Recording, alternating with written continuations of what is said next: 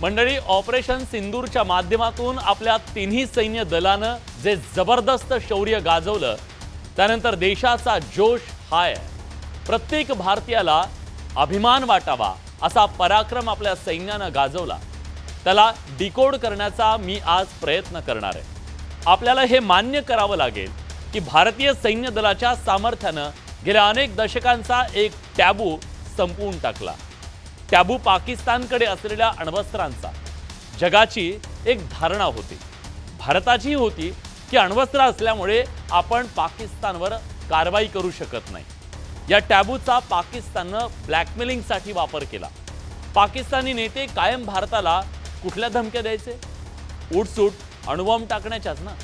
कारण त्यांना हे माहीत होतं की भारत अणुबॉम्बचं नाव काढलं की मागे सरकणार, जगभरातून दबाव येणार.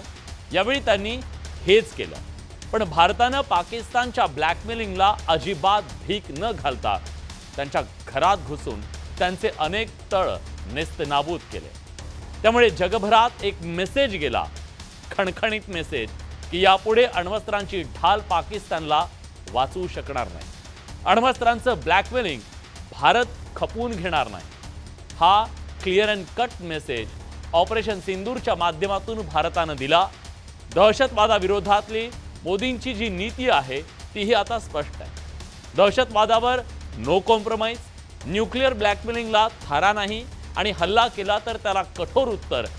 भारत स्वतःचं संरक्षण स्वतः करूही शकतो आणि शत्रूच्या घरात घुसू शकतो. हा नवा भारत आहे. हे सगळं खरं असलं तरी शस्त्रसंधीनंतर आता राजकीय वार पलटवार सुरू झाले.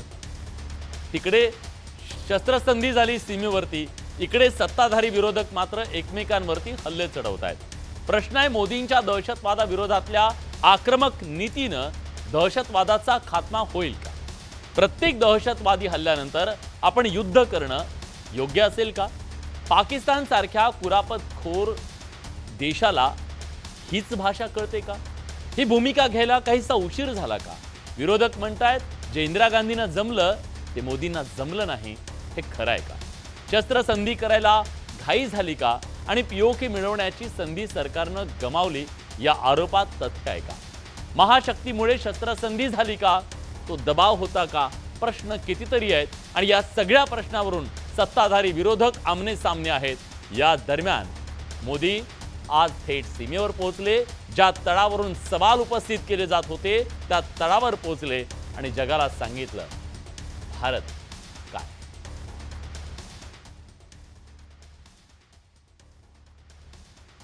भारत माता की, भारत माता की.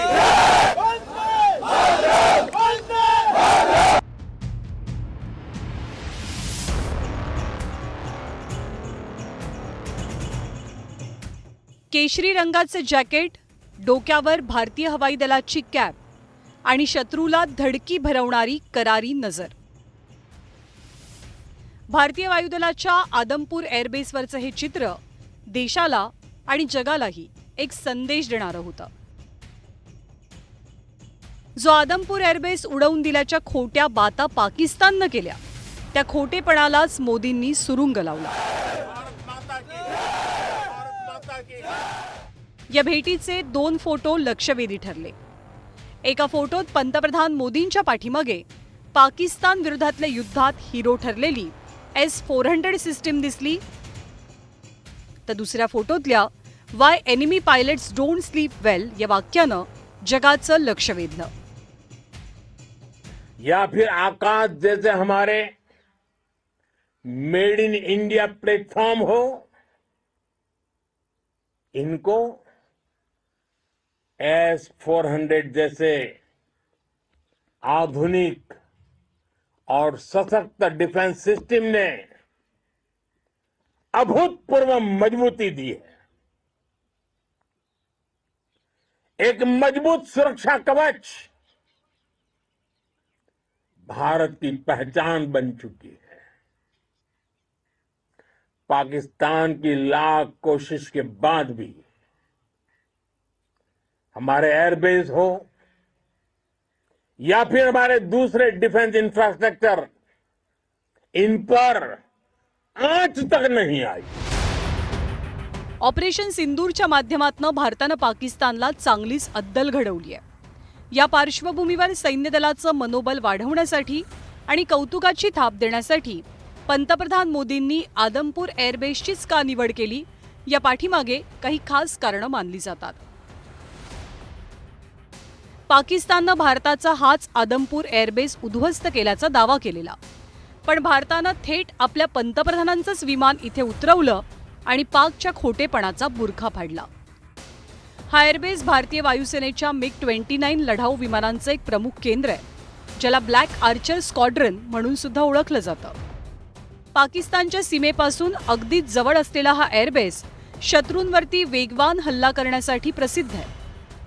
ऑपरेशन सिंदूर से बौखलाए दुश्मन ने इस एयरबेस के साथ साथ हमारे अनेक एयरबेस पर हमला करने की कई बार कोशिश की. बार बार उसने हमें टारगेट किया, लेकिन पाक के नापाक इरादे हर बार नाकाम हो गए. पाकिस्तान विरोधातल्या यावेळच्या लढाईत भारतीय हवाई दलाचं मोठं योगदान होतं. पाकिस्तानचा प्रत्येक हवाई हल्ला भारतीय वायुसेनेनं हाणून पाडला. योग्य आणि अचूक हवाई मारा करत आधी पाकिस्तानातले दहशतवादी तळ उद्ध्वस्त केले, तर पाकच्या हल्ल्यांना प्रत्युत्तर देत वायुसेनेनं पाकिस्तानचे 9 हवाई तळ जमीनदोस्त केले. त्यामुळे वायुसेनेच्या जवानांच्या पाठीवर कौतुकाची थाप देण्यासाठी मोदींनी आज आदमपूरचा एअरबेस गाठला. आपने पाकिस्तानी फौज को भी बता दिया है, पाकिस्तान में ऐसा कोई ठिकाना नहीं है जहां बैठकर आतंकवादी चैन की सांस ले सके. हम घर में घुसकर मारेंगे और बचने का एक मौका तक नहीं देंगे. और हमारे ड्रोन्स,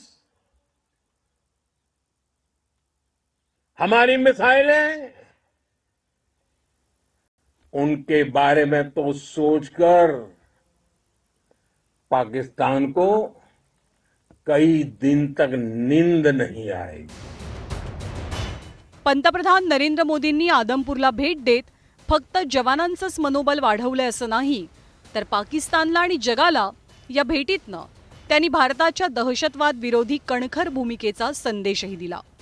ही भेट भारताच्या एकजुटीचं, सैन्याच्या शक्तीचं आणि नेतृत्वाच्या दृढनिश्चयाचं प्रतीक मानली जाते.